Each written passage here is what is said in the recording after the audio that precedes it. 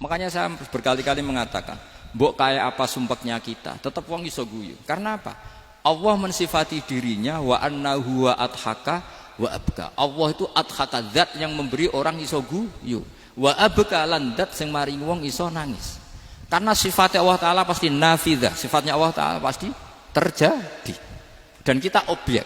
Makanya wong sumpek utangnya akeh, bojo ora percaya, tangga ora percaya, nak guyu banter-banter. Karena Allah itu adhakadat sing maringi guyu. Wa abka, sudah presiden, sudah gubernur, sudah menteri. Nah Allah kepengen nangis, no yo nangis. Coba ngeluhnya apa kalau misalnya jenengan seorang mantan presiden atau mantan gubernur. Kadang anaknya calonan RT mbok menang bondak. Ngeluhnya apa orang alim misalnya, alim alama, anaknya mau jadi jurumiyah iso. Susah. Kaya raya anaknya jadi pasien, susah. Allah punya cara untuk abega, untuk bikin orang nangis. Nah karena kita ini objek, pasti sesumpuk apapun orang yang bisa tertawa, ya bisa nangis. Makanya banyak ulama yang enggak terlalu serius mikir agama ini. Bukan karena dablek, enggak. Karena Allah mensifati dirinya Al-Hadi, yang memberi petunjuk. Kita enggak ditunggoni Kanjeng Nabi, enggak ditunggoni Wali Songo, enggak ditunggoni para Alawiyyin yang dulu. Enggak ditunggoni Habib-Habib yang kayak Said Abdul Al-Haddad.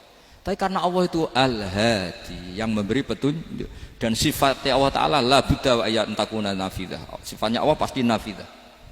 Amerika kayak apa liberalnya, sekarang trennya juga banyak yang masuk Islam. Kampung-kampung pedalaman nggak ada kiainya, cukup mudin. Kadang membawa agama itu orang yang ke situ mau nyari kayu. Orang di pedalaman Kalimantan, Sulawesi itu pertama itu nyari kayu, tapi bawaan hidayat, lama-lama bikin masjid. Saya pernah di Korea, ke sana orang nyari uang. Niatnya juga nyari uang, tapi akhirnya tersiksa kalau enggak bikin masjid. Karena apa? Karena Allah itu Al-Hadi, zat yang memberi petunjuk. Maka kamu tidak usah khawatir. Agama ini pasti jalan ila yaumil qiyamah. Karena Allah Al-Hadi. Sama. Mbok kamu umat mbok weden-wedeni kowe ku amalan ora mesti ditampa.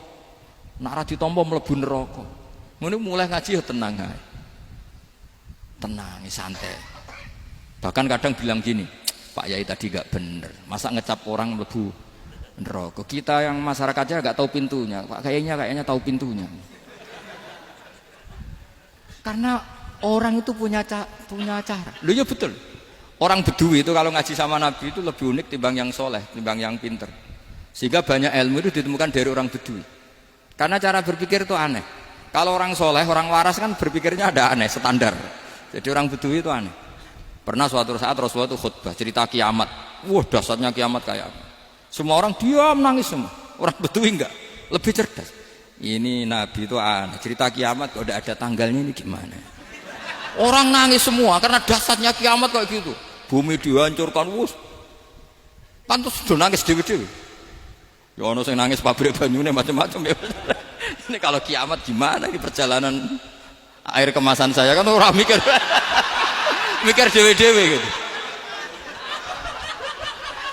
Tapi ini enggak. Orang Bedui cara berpikir tuh enggak. Malah ya Rasulullah mata sa'ah.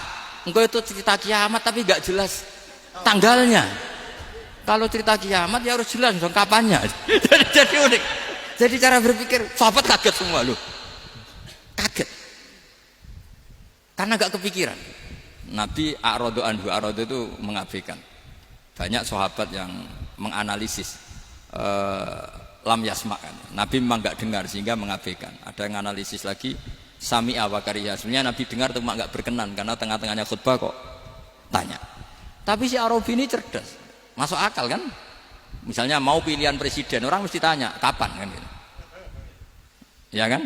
Mau ganti presiden atau ganti bupati, takarannya orang kan kapan? Kayak Mas Akom jadi wali ndak? Pertanyaannya kan kapan? Kalau jatuhnya kan sudah ya. Sehingga tanya, mata sa'ah ya Rasulullah. Lama-lama Nabi diangen-angen, bener juga orang ini. Saya cerita kiamat kok gak jelas kapannya. Ini Nabi menjawab. Tapi karena Nabi orang-orang yang sangat pinter, tanya balik. Ma'atatalah. Lalu kalau kamu berani tanya kiamat kapan, saya tanya balik. Ya persiapan kamu apa? Jawabnya santai aja. Fa wallah ma'atatullaha kabira sholatin wala siyamin walakinni uhibbuka ya Rasulullah. Saya enggak menyediakan apa-apa, salat saya biasa aja, maksudnya standar. Ya kira-kira 5 waktu pas. Ya jenis saya lah kira-kira. Wala kabiru siyamin, dan saya puasa ya standar saja pas. Walakinni uhibbuka ya Rasulullah. Tetapi saya mencintai engkau ya Rasulullah. Jawabannya Nabi apa? Almar'u ma'aman ahabba. Sebagian riwayat anta ma'aman ahbabta. Jadi hadis itu populer tuh barokahnya wong desa. Andai kan dia punya etika, maka sowan dulu tanya 4 mata. Itu jadi hadis ahadi. Tapi barokahnya dia selonong di depan umum. Zaman Nabi khutbah itu jadi hadis mutawatir.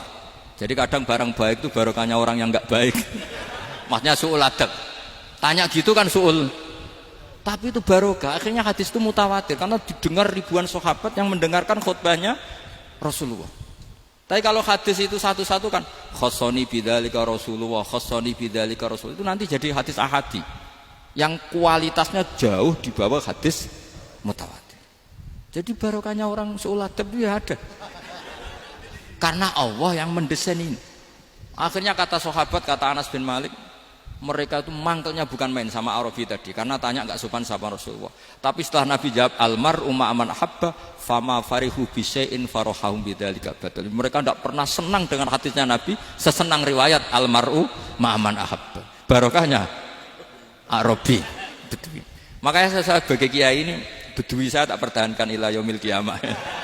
Karena umat ini pernah terbarokai oleh orang apa? Bedui. Barokai su'ul adab tadi.